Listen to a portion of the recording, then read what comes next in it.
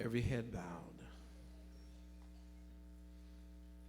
Lord, we come in your name, saying thank you for what you've done, where you brought us from. And God, we even bless your name for where you're taking us to. I pray that you use these lips of clay. Father, allow us to speak your word.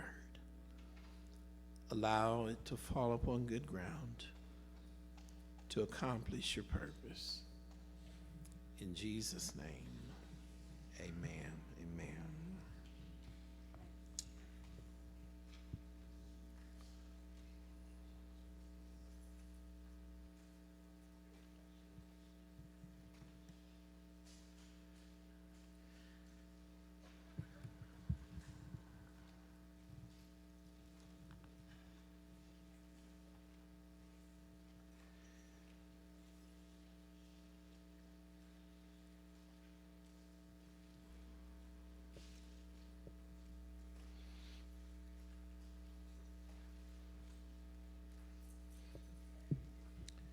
So let's start in the book of Isaiah again, chapter 48.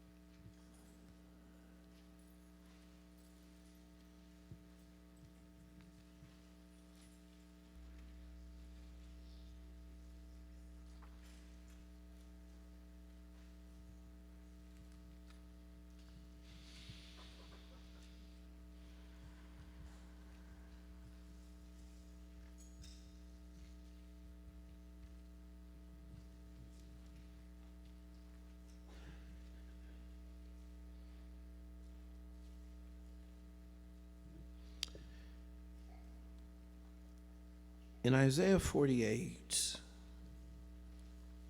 we seen Jacob, who was surnamed by God Israel. And as we've said so many times, Jacob spoke of his natural, unconverted self. Jacob speaks of, thank you, the liar, the cheater.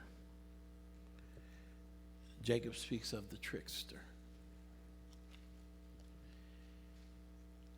And God is not persuaded by the fact that we don't measure up to what he called us to be.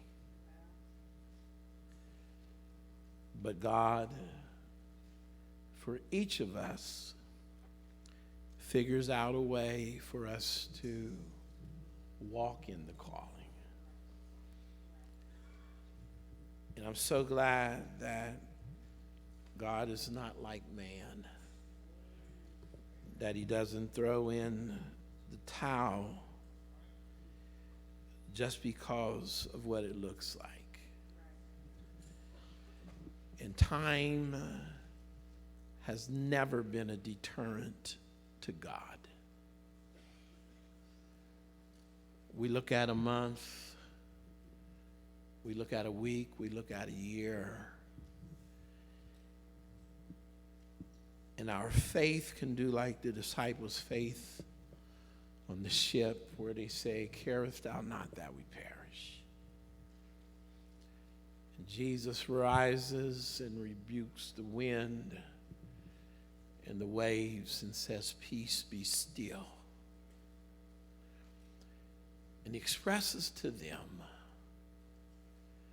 how is it that you have no faith? I want you to look at your neighbor and say, how is it that you out of all people could have no faith. Most of the folks here, God changed your life. Most of the folks here, you're not what you used to be. Most of the folks here, God brought you from a mighty long way.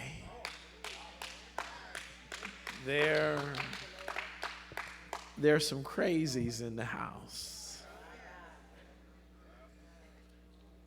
There's some folks who planned on killing themselves. That's crazy. But it's the goodness and mercy of God. The Bible said that we're not consumed. And so God had all this stuff that he put in motion. And it seems like sometimes it works for everybody else but us. Why are they being blessed? That's so sad. Next time, come and ask me instead of asking your neighbor. And I just hope the person you're talking to lets me tell their story that they tell me in the office.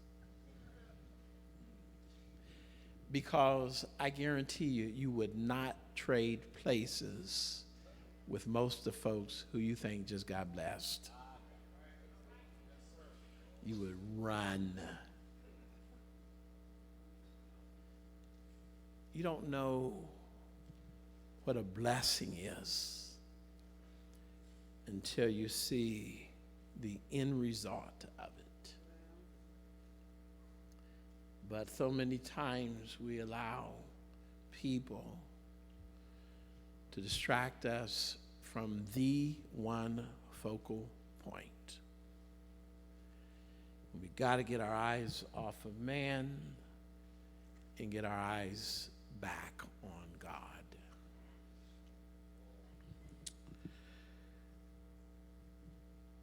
But when it looks like what God had done in saving us, in delivering us and setting us free, and changing our lives in verse 1 from Jacob unto Israel. And then the very thing he saved us from is what's knocking at our door. And then in verse 1, I like what he said.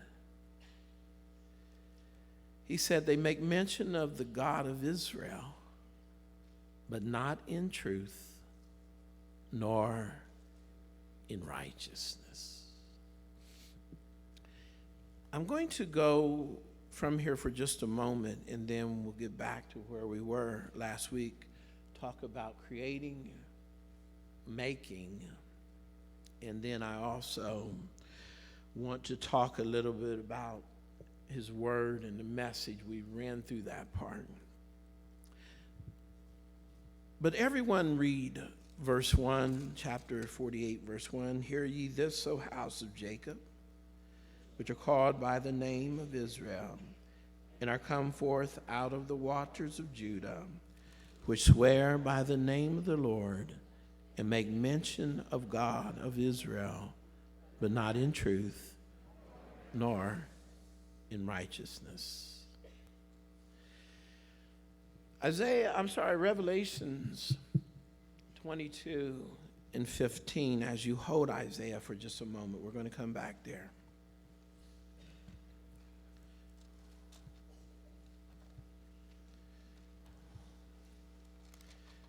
They make mention of the God of Israel. But God said, two things are lacking. When they talk about God, there's two missing components. when they talk about God, what is missing is truth. Everybody say truth. I wasn't even going to go here, but we're here. And it's my job as pastor to make sure I deal with false doctrine. You got one on the West Coast, now you got one in Chicago. And folks start tripping. That used to be in truth.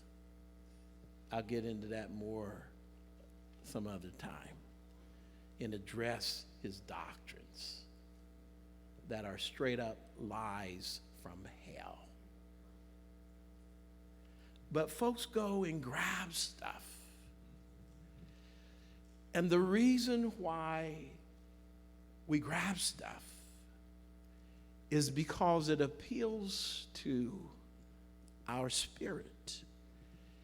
It appeals to our soul. And we have a tendency just in human nature. In human nature, we have a tendency to go after whatever message is the feel-good message. Something good is going to happen to you today. If I take that title, it would be like, oh yeah, I'll run around the church. Name it, claim it. Ran around the church. Put in, how much money was it? How much money was they saying over there? Put in how much money, and then all their bills going to be paid off. $10? How many? Yeah.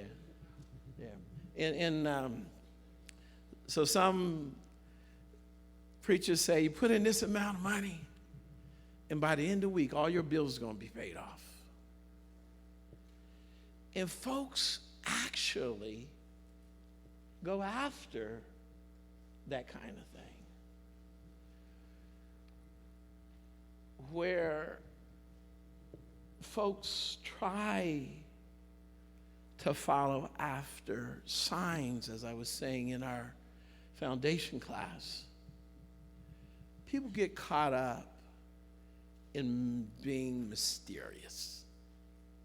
And if somebody comes in and I got a word from the Lord, thus saith the Lord, da da da, blah, blah, blah, blah, blah, blah. He said, chili, chili, chili. You have a group of folks without discernment, simple-minded, who run after a sign. And he speaks in the last days that that's how folks are going to fall away, because they chase signs. The believer should never go after where they see signs. For the Bible does not say that the believer follows signs, but it says signs shall follow them that believe. And so you're already off when you start chasing signs, even if the person is used by God. What you should be saying, God, if you use them like that, then you can use me like that. And I want those signs everywhere I go to follow me. Okay, y'all don't like this, that's fine. I'll stay there then. That just makes me stay there. And so in Revelations 22, we spoke a message a while back where Jesus was talking about his coming. Like I said, hold Isaiah 48. He said in verse 13, I'm Alpha, Omega, the beginning and the end, the first and the last. Blessed are they that do his commandments, that they may have a right to the tree of life, and may enter in through the gates into the city. For without are dogs, the ones who do not do his commandments, so they can enter in through the gates. He said, those are dogs. And he said, and sorcerers. How would I describe in our realm now what he could refer to as a dog in this context? He's not talking about Lassie. He's not talking about Rin Tin Tin. But he's talking about folks who carry themselves spiritually like a dog. What does a dog do that's nasty? Tell your neighbor.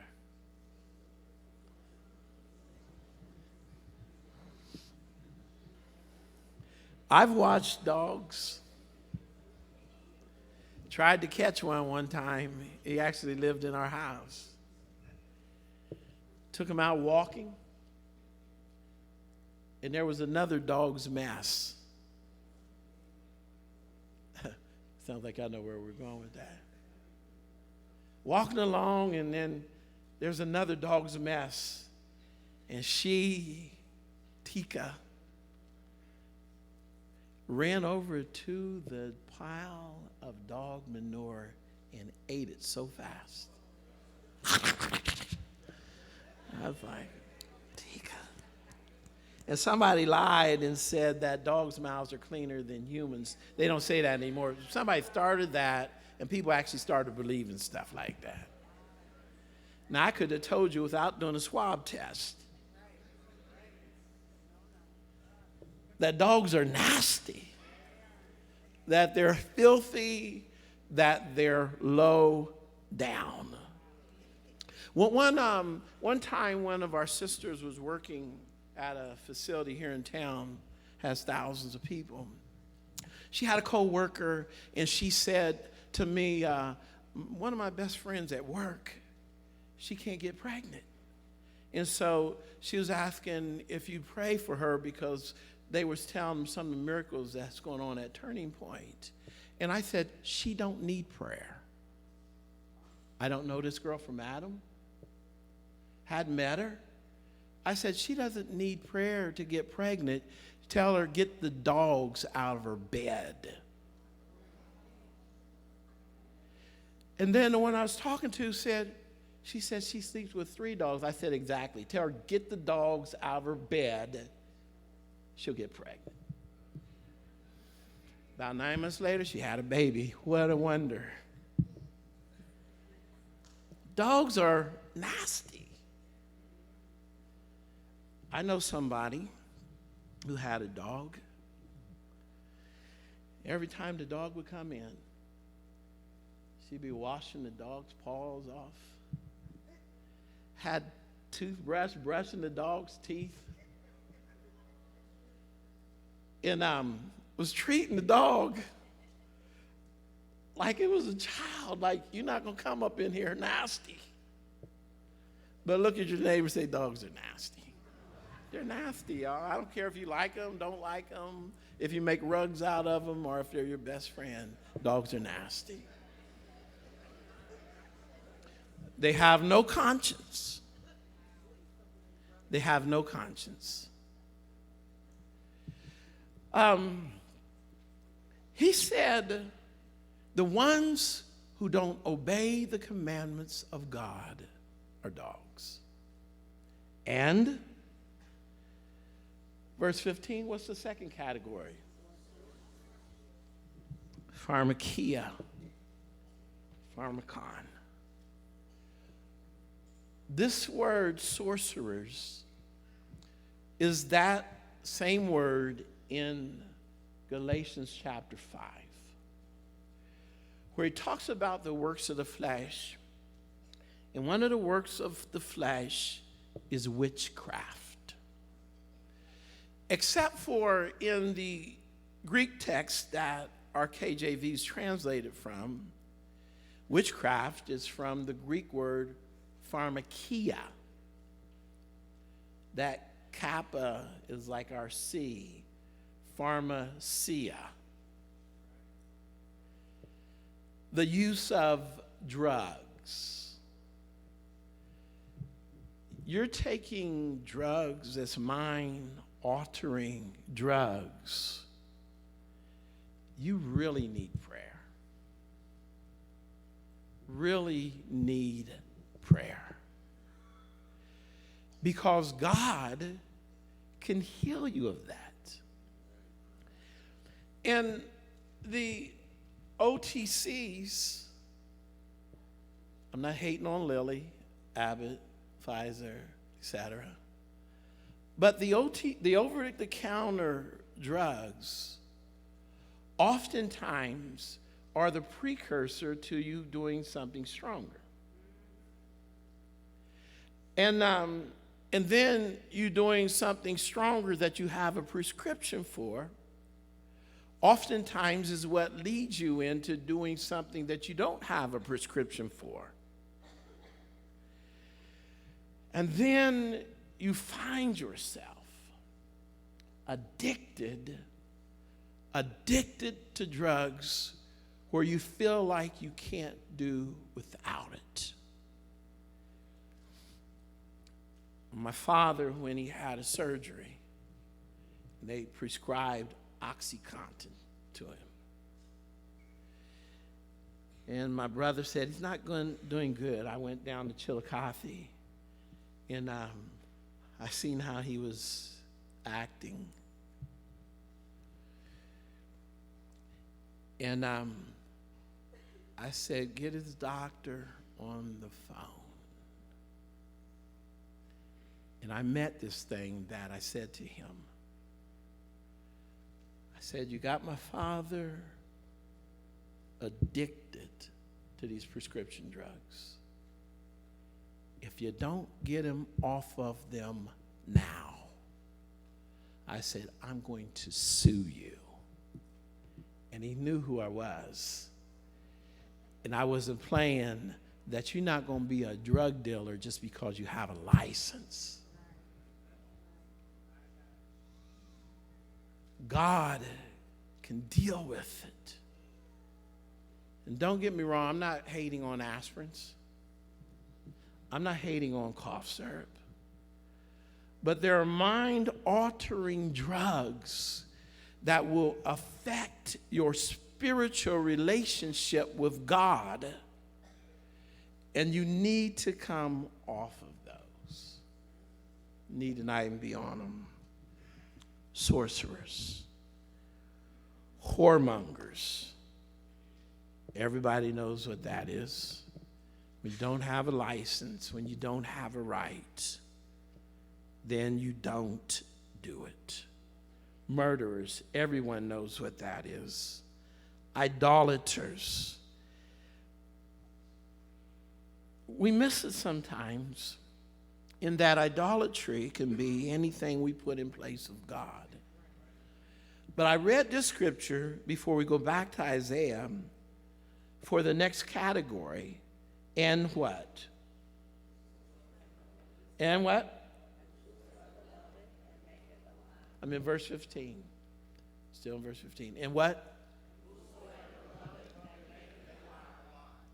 He said, all the ones, all of them, that don't follow the commandments, right here in verse 14, that don't follow the commandments of the Lord, he said, none of them are going to enter into the gates of the city. And the last category, he said, is whosoever loveth and everybody. Yeah. So he emphasizes the importance of following his commandments. His commandments is what he says to do.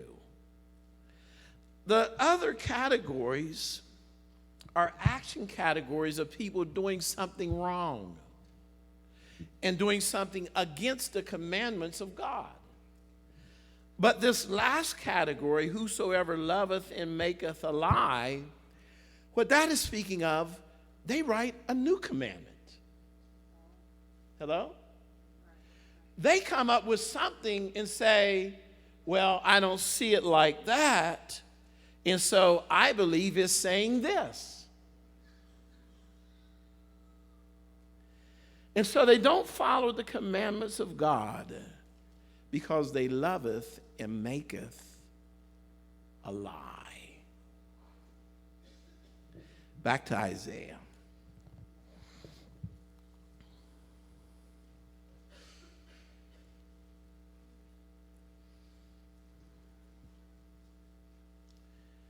Instead of God throwing in the towel,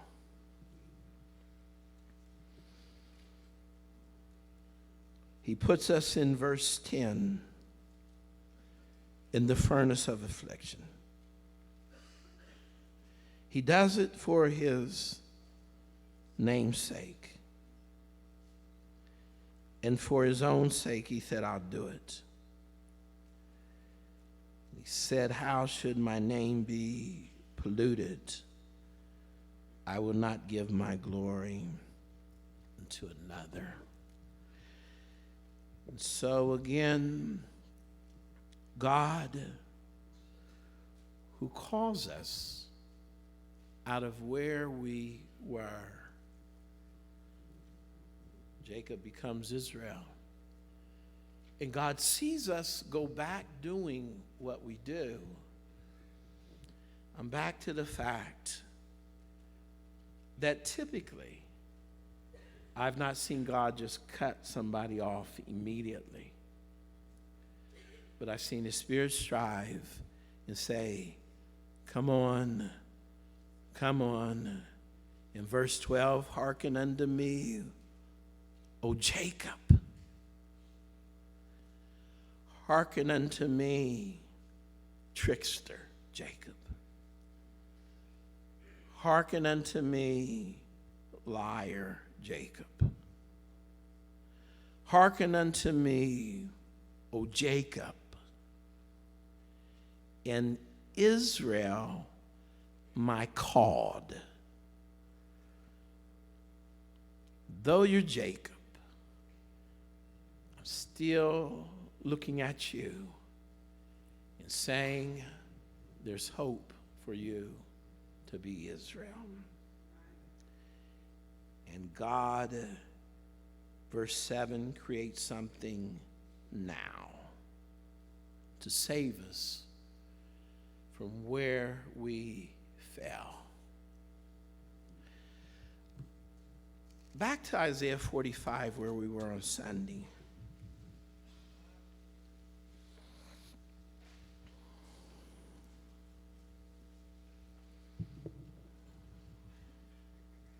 Somebody say Cyrus. Thus saith the Lord to his anointed, to Cyrus, whose right hand I have holden, to subdue nations before him. And I will loose the loins of kings, to open before him the two lead gates, and the gates shall not be shut. Verse 3, I give thee the treasures of what? Huh? God says to Cyrus, I give you treasures of what? Darkness. And hidden riches of secret places, that thou mayest know that I, the Lord, which call thee by thy name, am the God of Israel. For Jacob my servant's sake, in Israel my elect. I have even called thee by thy name. I have surnamed thee, though thou hast not known me. Here's this King Cyrus. Somebody say Cyrus. Here's King Cyrus. This is written about 712 BC, 712 years before Christ. Cyrus is born and I'm going to have your neighbor to repeat it, 599 BC, according to history. And so the difference in 712 and 599 is 113, right? 712 minus 599, 113. 113 years before Cyrus is born, God is holding his hand here in Isaiah 45. 113 years before Cyrus is born, God is saying, I've given you treasures of darkness. 113 years before Cyrus is born, God is saying relative to him in verse 7, I form light and I create darkness. I make peace and create evil. I, the Lord, do all these things. Drop down, ye heavens from above, and let the skies pour down righteousness. Let the earth open, and let them bring forth what? And do what? I, the Lord, have created it. Let's tie this together. 113 years before Cyrus is born, God said, I hold your hand. Cyrus, I got something for you to do. Cyrus, I'm going to give you treasures of darkness. Cyrus, I form light and create darkness. Cyrus, I make peace and I create evil.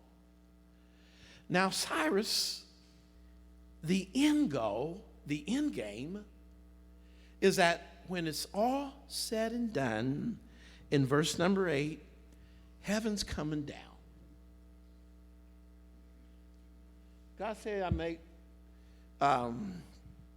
create darkness, I create evil, but when I get done with you, heaven's coming down. The skies are going to pour out righteousness, and the earth is going to open up, and they're going to bring forth salvation. Cyrus, 113 years before you're born, I'm telling you, I create evil, I create darkness, I created you, but when I get finished with you, folks are going to be saved all over again. And the folks that I'm going to use you to save is that guy that I found who was a trickster named Jacob, who I surnamed and called him, and he is my elect Israel. I am going to save him through the darkness and the evil that I create during your reign.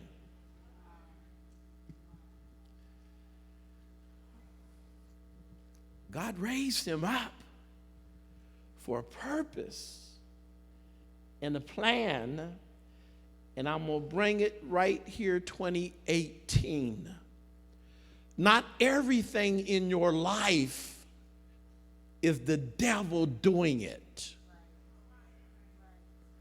Some of the stuff God created now to happen and raised up a Cyrus in your life. Why? Because I'm going to rain down righteousness and salvation is going to come up out of the earth. You are going to be what I've called you to be.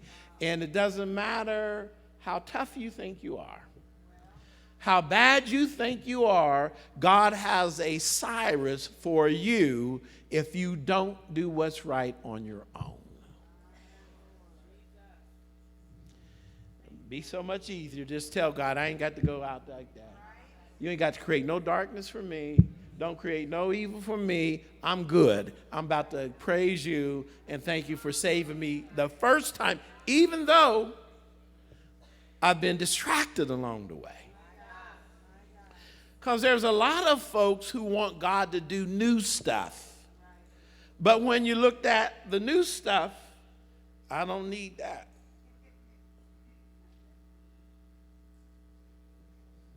I don't need no furnace of affliction you just created. I don't need no evil, no darkness you just created. I'm good. I'm going to praise you. I'm good with being saved. Let's go back to Isaiah 57.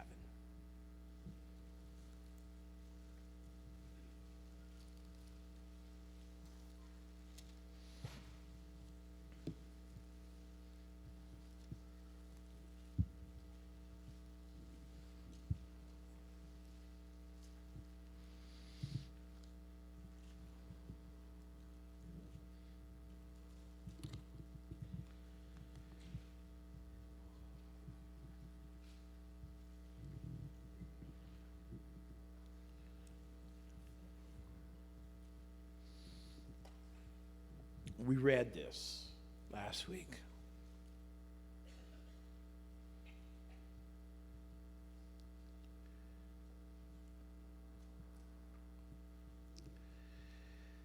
When thou criest, verse 13, let thy companies deliver thee, but the wind shall carry them all away. Vanity shall take them, but he that putteth his trust in me shall possess the land and shall inherit my holy mountain.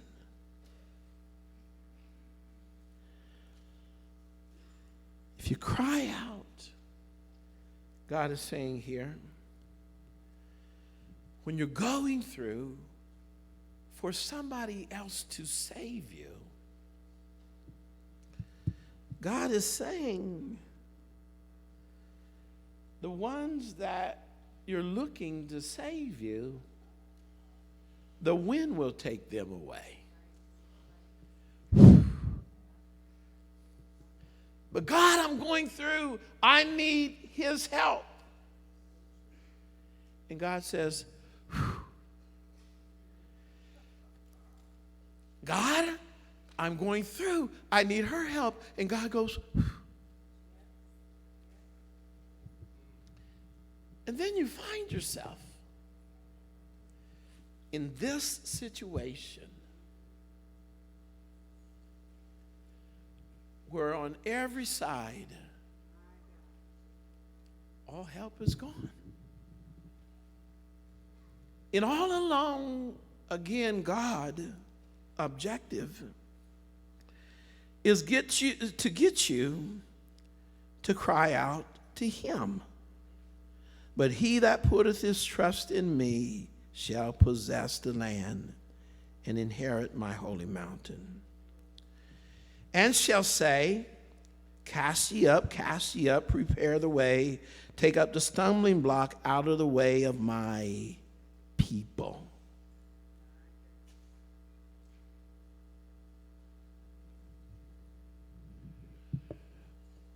Trust in them, he removes them from your life.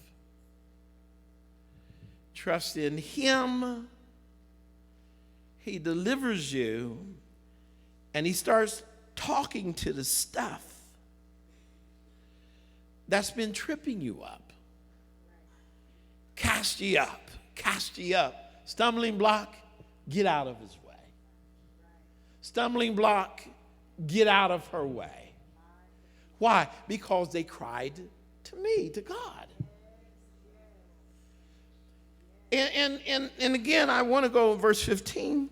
For thus saith the high and lofty one that inhabiteth eternity, whose name is holy. I dwell in high and holy place with him also that is of a contrite and a humble spirit, to revive the spirit of the humble and to revive the heart of the contrite ones. Now, I know y'all don't like for me to talk about the same scripture twice 2 consecutive weeks.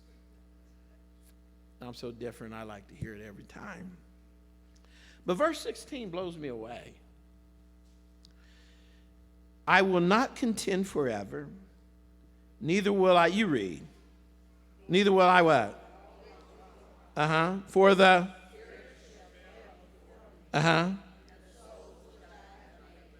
Tell your neighbor what that means. You was here last week. Tell your neighbor what that means.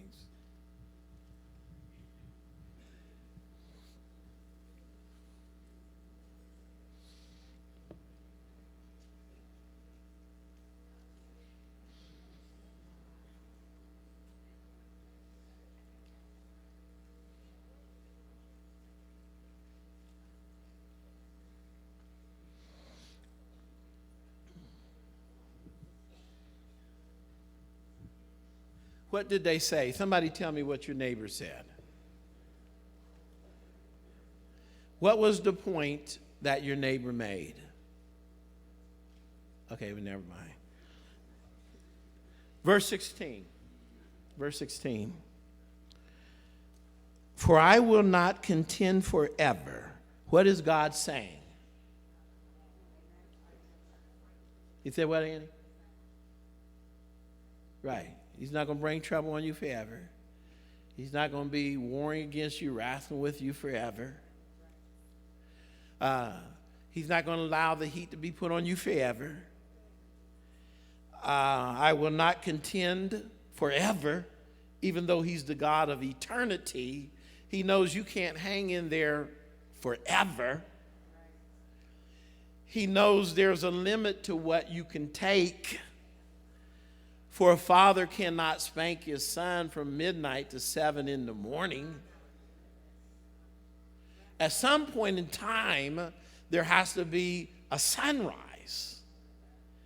And God is saying, I'm not going to contend forever, neither will I always be upset with you.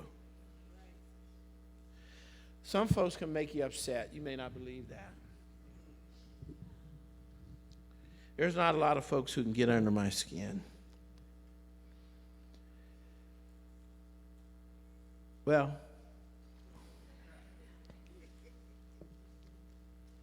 I'm not going to contend forever. I'm not going to be mad forever, for the spirit should fail before me. And he's talking about man's spirit. If I keep at it with you and spanking you, that your spirit is going to collapse. And you get to the point where you say, what's the use? It's over. I can't. And the souls which I have made. And the soul gets to the point to where it says, I don't even want what I used to want. This is too tough, too hard. And God says, I will not get you to that point. If you get to that point, you get there on your own. Because God measures what he does to bring about the end result. And so he's saying, I would never give you something to blame me for as far as you not making it to heaven. Because his only goal in afflicting you through the furnace of affliction, or through contending with you, wrestling with you, fighting with you, his only goal is to save us. It's the only goal. He said in verse 18, I've seen his ways and will heal him. I'll lead him, restore comforts unto him and to his mourners. I like that. I create the fruit of the lips, peace, peace to him that is far off, and to him that is near, saith the Lord, and I will, everybody say, heal him.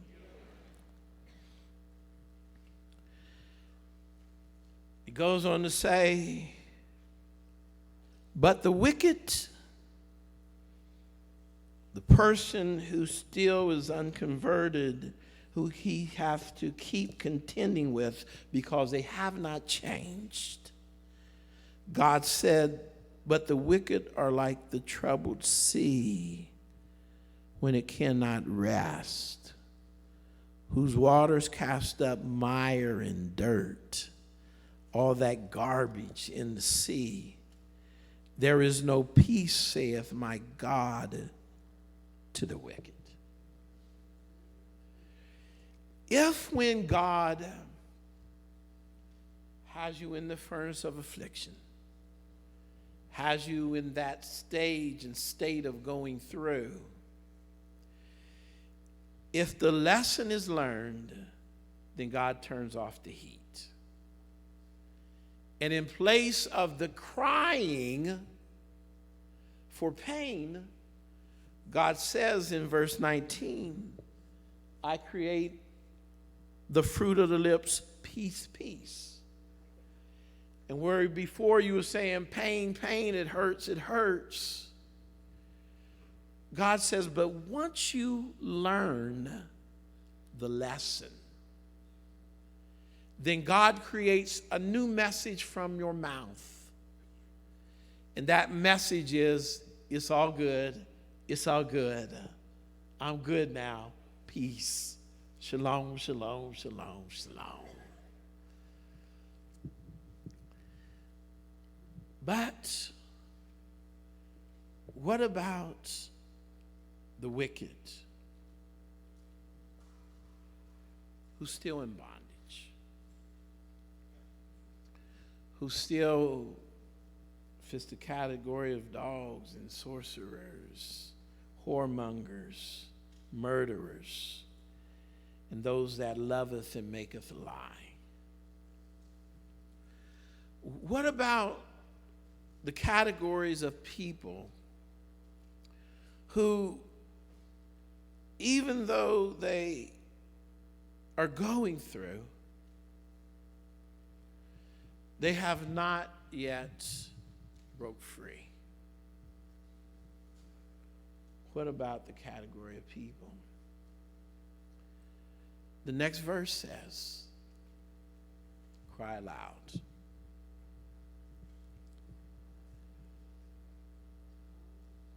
How he gets to 58 is through chapter 57. Chapter 57,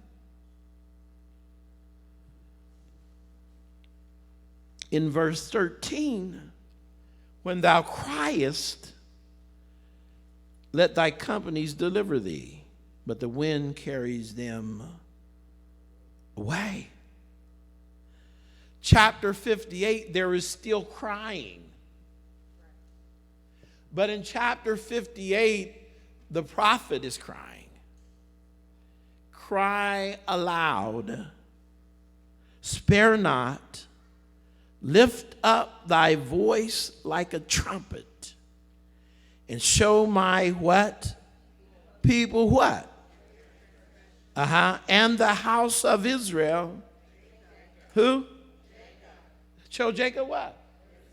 Show Jacob that Jacob's back to being Jacob when he was delivered from sin and became the Prince of God.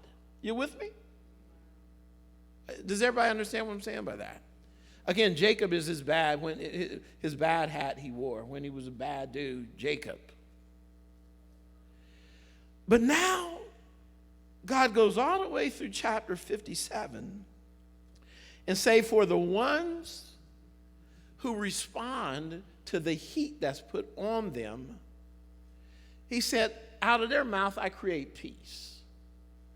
But the folks, the wicked, he said, there's no peace for the wicked. That's verse 21. And so he could say, well, the ones who converted back to being what I called them to be, the ones who converted back, I'm good, we'll just run with those. I got some of them back that I had saved, I'm good with those. And so the ones who still choose to be wicked, let them be wicked and on their way to hell. That's what God could say. But he says, these over here that responded, these are the praisers, the worshipers, who I created something new. I created peace coming off of their lips one more time. I did in their life of converting them from Jacob back to Israel. But these over here who still choose to do what they want to do, I know I could throw in the towel, but instead of throwing in the towel, I say, let's give it one more chance. And so then God says to Isaiah, cry loud. Turn the mic up. Turn the mic up. Hey! Cry aloud and spare not. Lift your voice up like a trumpet and show my people their transgressions, the house of Jacob their sins. Yet, verse 2, what? They seek me daily. Who's he talking about? He's talking about the Jacobites. He's talking about the wicked. It's not that they're not praying. It's not that they're not coming to church. It's not that they're not sincere. But what it is they're not following the commandments of God. But he says, I'm not finished with you yet. Got somebody that's going to cry real loud. And yet they seek me, verse 2, daily, and delight to know my ways as a nation that did righteousness. Oh, they want to know all about me. But there's a problem.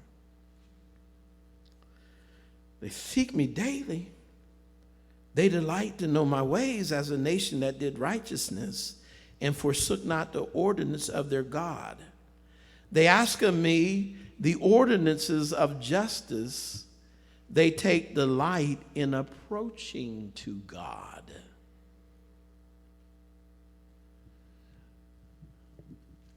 They're coming to the altar. They're praying. They're crying out to God. And God is saying, instead of them crying out to me, Isaiah, you cry out to them. That's off the chain when somebody's up at the altar crying out, Lord, save me, Lord, save me. And then somebody starts hollering at them to say, shut your mouth. You need to stop doing what you're doing. But I'm seeking the will of God. Stop it, what you're doing. Yeah, you're approaching God the best way that you can, doing your own thing.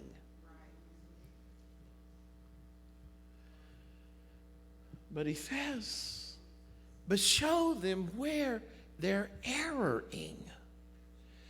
And there's not a lot of things more sad than somebody who seeks God hard and never gets a result. You have that several times in the Bible. You have it in the book of Malachi, where God says, you're approaching me with crying and supplication, strong crying and tears all over my altar, and God is not even hearing you. And you're saying, wherefore doesn't God hear me?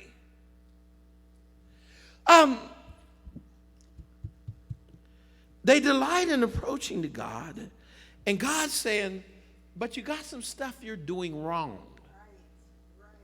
Now, not only are they approaching to God with their mouth, hello, not only are they approaching God praying, but they are approaching God fasting and praying.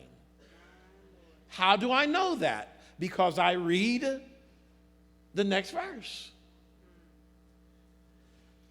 They delight in approaching to God. Wherefore have we fasted, say they, and thou seest not. Wherefore have we afflicted our soul, and thou takest no knowledge? Behold, in the day of your fast. Now this is God's answer. It's not that you're not coming to church. It's not that you're not praying, Jacob. It's not that you're not fasting, but it is that God is not responding. And they say, wherefore have we fasted? And you don't see it, verse 3. Wherefore have we afflicted our soul, and you don't take knowledge of it?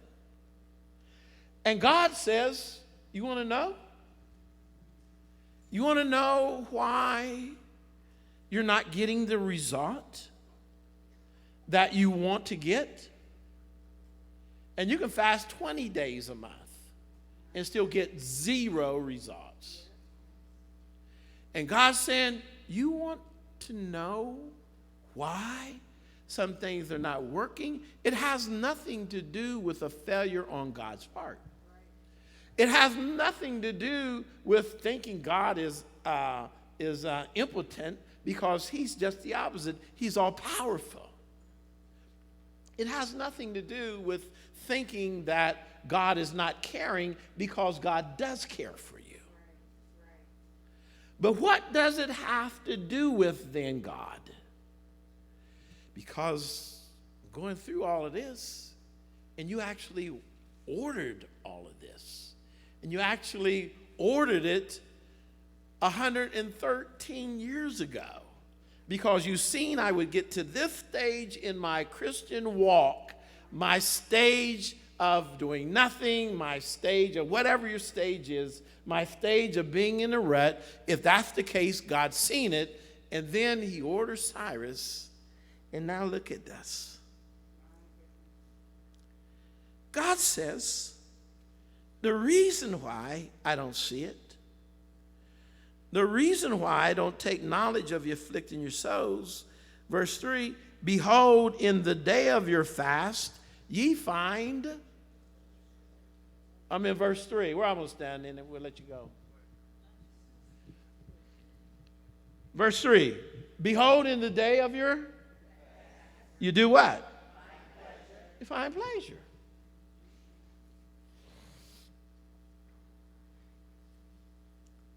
Well, you trying, God was turning up the heat, had you in the furnace.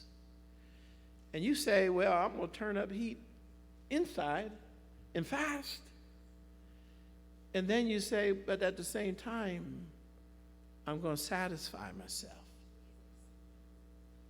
I'm going to make it easy and more comfortable to fast. I'm going to find some pleasure.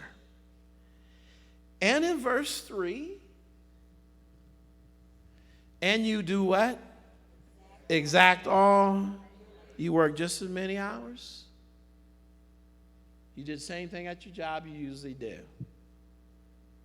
Except for you saying, I'm really committed to God today because I'm fasting.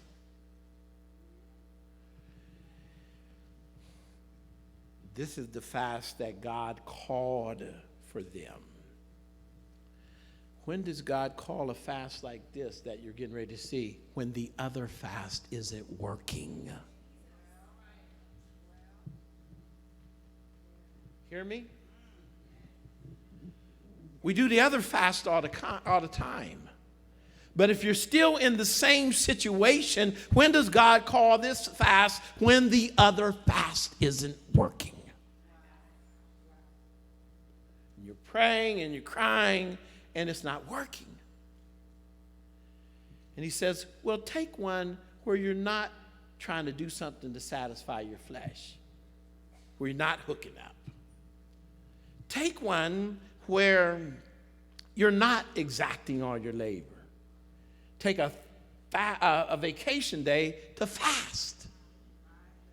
You take a vacation day to go on a pleasure trip, and then when you come back, you're still bound. And so he says, take vacation days to fast. And don't go to work. Don't hook up with your mate.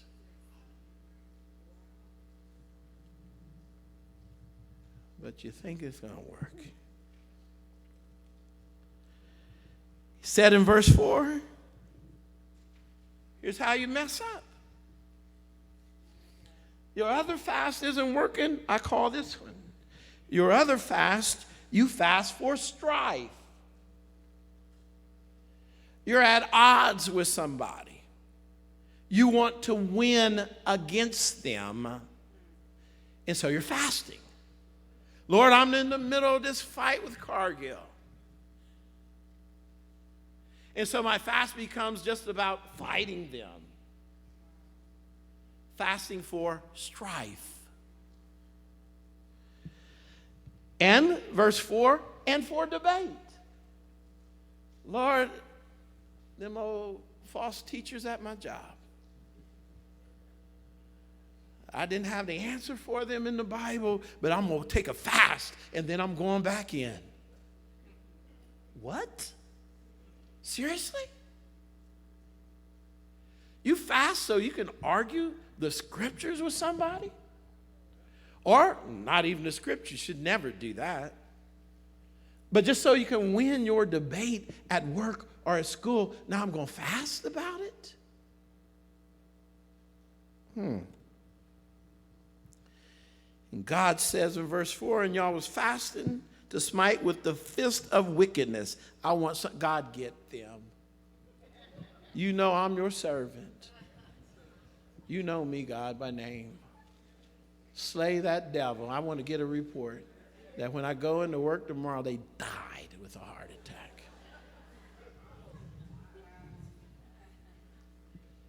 You fast so that God can do something to your enemy? Really? Really? Somebody you got contention with, and that's what you're fasting about?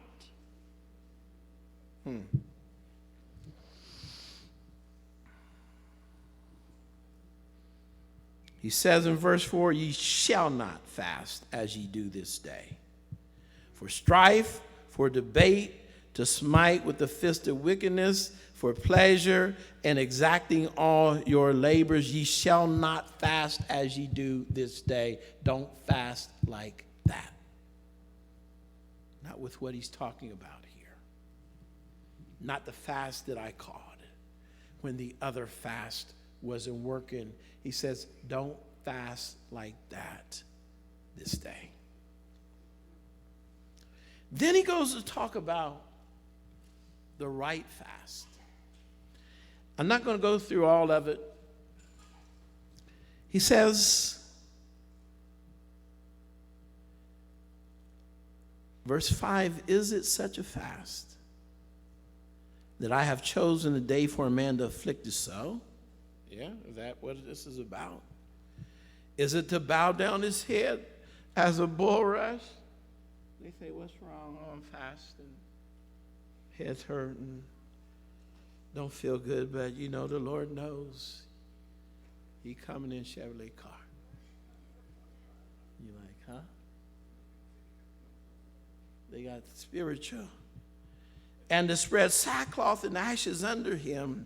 So he appears like he's fasting. And God said in verse 5, you call this a fast? Look at the last line. Wilt thou call this a fast and an acceptable day of the Lord? Is not this the fast that I have chosen?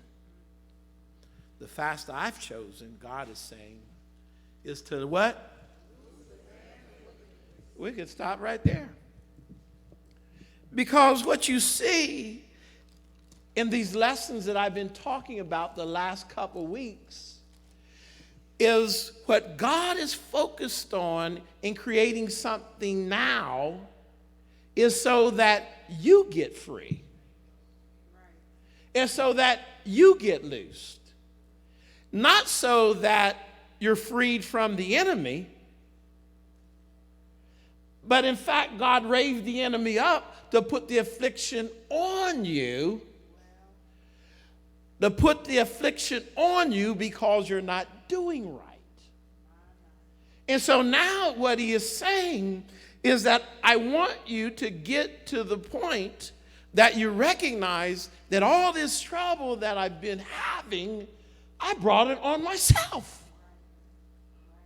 And that the way I get the trouble outwardly off of myself, if I go to work inwardly and loose the bands of wickedness that have me bound inside.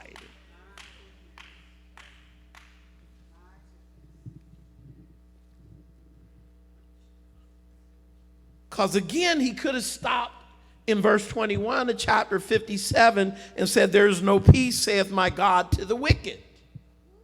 Hear me? He could have stopped in verse 21 of chapter 57 and he said, there is no peace, saith my God, to the wicked. Everybody say that. There is no peace, saith my God, to the wicked. Look at your neighbor and say, there is no peace, saith my God, to the wicked.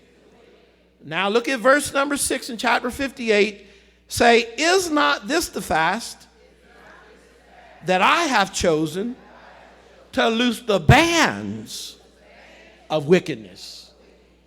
There is no peace to the wicked, but God chose a fast to loose the bands of wickedness.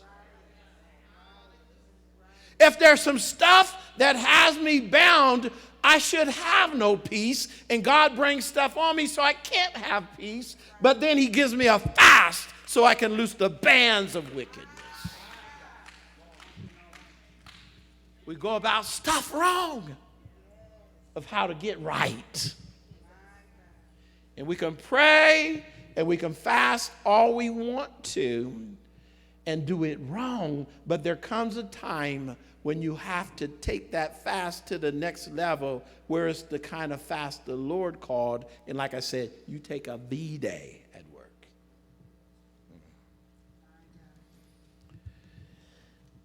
To loose the bands of wickedness, verse 6. To undo heavy burdens. God, this thing is weighing on me. Can't carry this burden any longer. And God knows the reason why it got there is because of you. Most of us signed up for our burdens. A lot of us prayed about our burdens. A lot of us, we asked God for our burdens, not by name, but we ask God, I want this, I want that. God allowed you to get it, and it's the worst thing that ever happened to you. And if folks would be honest with you, they would tell you that. But God says, it's not over yet. That you're not going to go out like this, all bogged down. Somebody is going to be free. Somebody is going to be delivered. Somebody's going to keep them from getting in those situations.